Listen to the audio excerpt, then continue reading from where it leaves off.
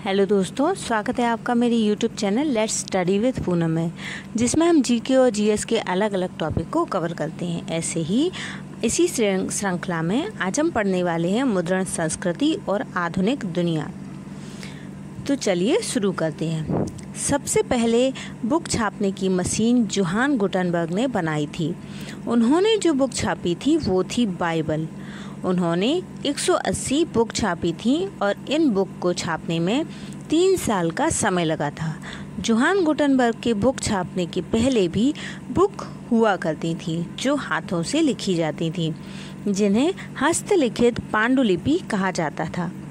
विश्व में सबसे पहले बुक चाइना में छापी गई थी। 594 एडी से वुड ब्लॉक प्रिंटिंग का उपयोग बुक छापने के लिए किया जा रहा है। चूँकि पहले छिद्रित कागज के दोनों तरफ छपाई संभव नहीं थी, इसलिए पारंपरिक चीनी किताब एकॉर्डियन शैली में किनारों से मोड़ने के बाद मिलकर बनाई जाती थी। इन किताबों को अच्छी तरह से लिखने की कला कैलीग्राफी कहलाती थी। चीन में नौकरशाही काफ़ी विशाल थी। इनकी नियुक्ति सिविल सेवा परीक्षा से होती थी। चीनी राजतंत्र इन परीक्षाओं के लिए बड़ी तादाद में किताबें छपवाता था। 16वीं शताब्दी में परीक्षाओं के लिए बड़ी तादाद में किताबें छापी जाती थीं। 16वीं शताब्दी में परीक्षा देने वालों की तादाद बढ़ी, जिससे किताबों की मात्रा भी बढ़ी। 17वीं शताब्दी में मुद्रित सामग्री के उपभोक्ता सिर्फ विद्वान और अधिकारी नहीं रहे। व्यापारी अपने रोजमर्रा के कारोबार की जानकारी के लिए मुद्रित सामग्री का इस्तेमाल करने लगे। पढ़ना एक शगल भी बन गया था।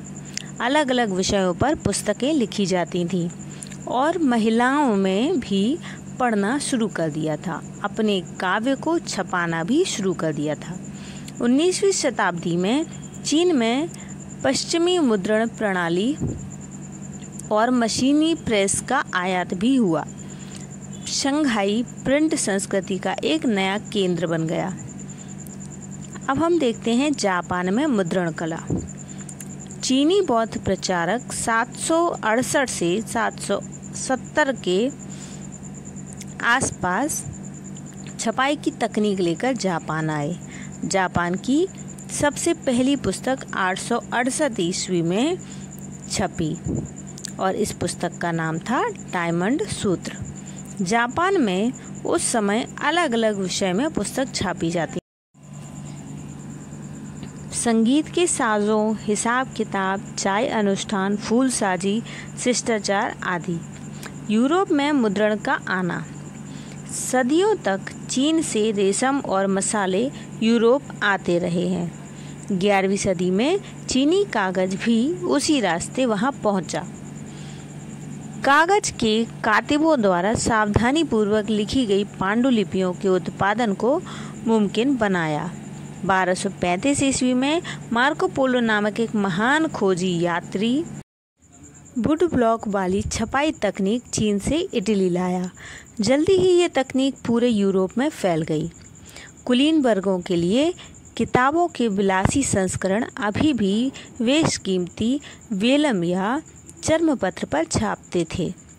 वेलम यानी जानवरों के चमड़े से बनी लेखन की सतह। व्यापारी और विश्वविद्यालय के विद्यार्थी सस्ती मुद्रित किताबें खरीदते थे। किताबों की मांग बढ़ने के साथ साथ यूरोप भर के पुस्तक विक्रेता विभिन्न देशों में निर्यात करने लगे।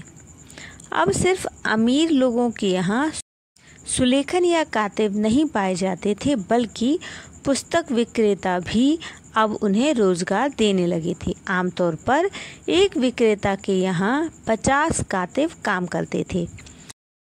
लेकिन किताबों की अबाध बढ़ती मांग हस्तलिखित पांडुलिपियों से पूरी नहीं होने वाली थी।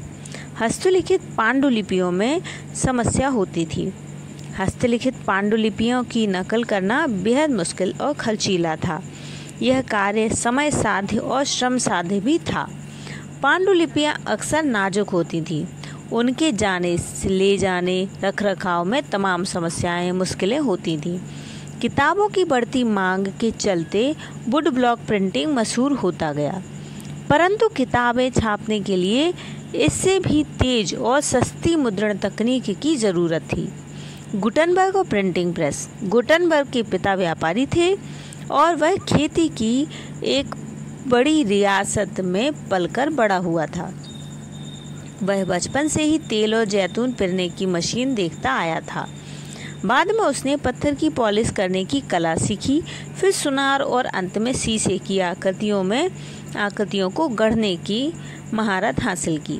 अपने ज्ञान और अनुभव का इस्तेमाल उसने अपने नए आविष्कार में किया।